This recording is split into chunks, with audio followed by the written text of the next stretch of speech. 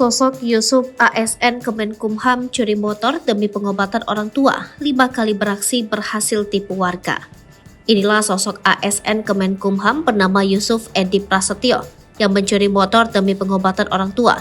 Diketahui, jika sosok Yusuf sang ASN Kemenkumham yang terungkap pernah 5 kali beraksi hingga berhasil tipu warga sekitar membuat banyak pihak penasaran dengan sosoknya.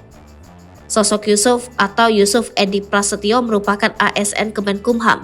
Diketahui jika Yusuf merupakan ASN Kemenkumham di Rumah Penyimpanan Benda Sitaan Negara atau RUP Basan Kelas 1 Jakarta Utara.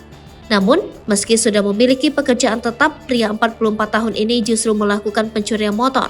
Bahkan parahnya, Yusuf sudah menjalankan aksi pencurian motor selama 5 kali. Ia beralasan bahwa terpaksa melakukan pencurian untuk mengumpulkan uang demi pengobatan orang tuanya. Namun tak biasa, Yusuf memiliki ciri khas memakai sarung ketika menjalankan aksinya.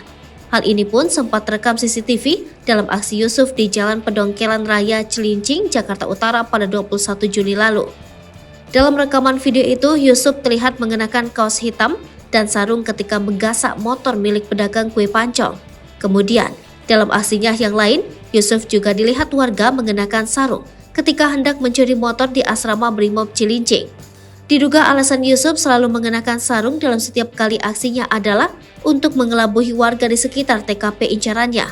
Adapun Yusuf ditangkap polisi pada 24 Juli 2023 silam setelah 5 kali menjalankan aksinya. Menurut pengakuan Yusuf kepada polisi, dirinya hanya mengincar motor yang kuncinya masih mencantol dalam setiap kali beraksi.